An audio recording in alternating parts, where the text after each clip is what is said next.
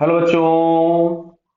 Question में लिखा हुआ है 2 metre wide truck is moving with uniform speed 8 metre per second along a straight horizontal road. ठीक है, अब पेडेस्ट्रियन मतलब पैदल चलने वाला आदमी starts to cross the road with uniform speed v when truck is 4 metre away from him the minimum value of v so that he can cross the road safely. Clear है? तो देखो यहाँ पे मैं एक छोटा सा डायग्राम बनाता हूं कि मान लीजिए यहां कहीं पे ये रोड है और ये ट्रक है जो कि 2 मीटर वाइड है। वाइड मींस ये वाला 2 मीटर का दिया गया है। क्लियर? और ट्रक इस डायरेक्शन में जा रहा है, किसी वेलोसिटी से कितना है देखते हैं अपन लोग। अच्छा, इसको अगर रोड क्रॉस करनी है मतलब ट्रक से बच के निकलना है, तो मान लो यहां कहीं पे पर्सन था और वो किसी इस डायरेक्शन में चलना चालू करता है वी से, ये वाला एंगल थीटा है, तो ये हमारे पास कंपोनेंट हो जाएगा वी कॉस थीटा और ये कंपोनेंट हो जाएगा वी साइन थीटा। तो देखो v cos theta is responsible to cross the road.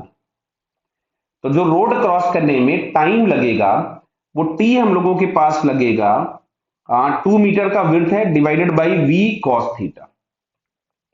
इतना टाइम हम लोगों को रोड क्रॉस करने में लगेगा। अच्छा, जितने टाइम में ये रोड क्रॉस करेगा उतने टाइम में ये कुछ x आगे चला गया होगा। अच्छा, ये x कौन लेके गया होगा? ये v साइन थीटा। तो यहां से x इज इक्वल टू हम लोग लिख सकते थे v sine theta into T.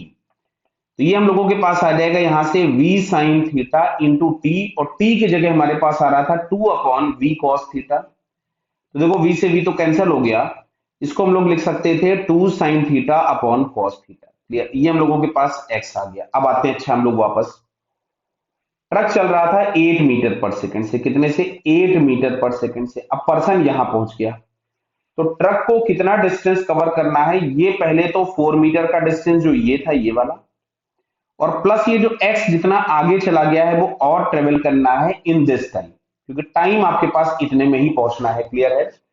तो यहां से हम लोग लिख सकते थे, तो ट्रक चलेगा 4 प्लस एक्स मीटर। कितना चलेगा? 4 प्लस एक्स मीटर। कितने से चलेगा? तो साहब ये 8 मीटर पर सेकंड से चलेगा, तो टाइम मिल गया।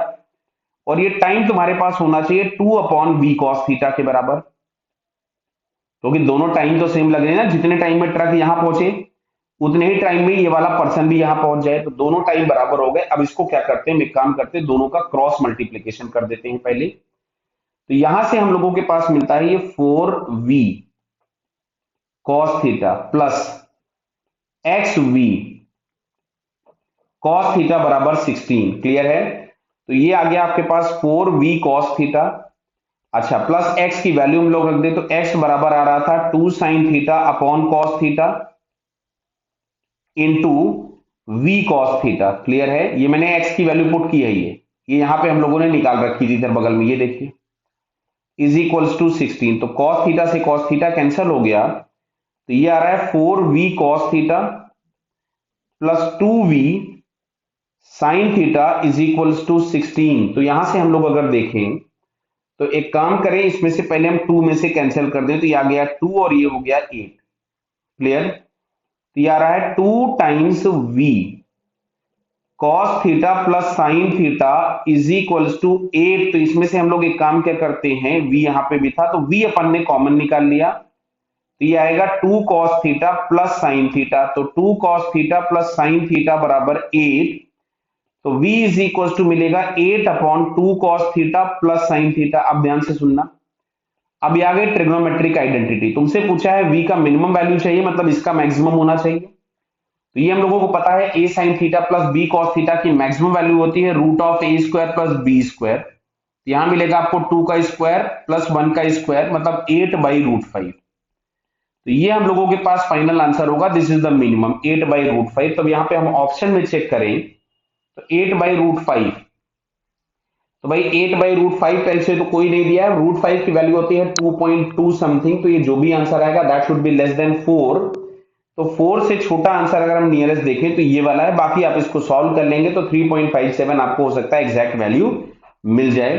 चलिए मैं एक बार सॉल्व कर लेता हूं, तो ये वैल्यू आ रही है 3.58 नियरली आ रही है, तो 3.57 करेक्ट आंसर है। क्लियर है बेटा ये? Okay, so it's correct answer is 3।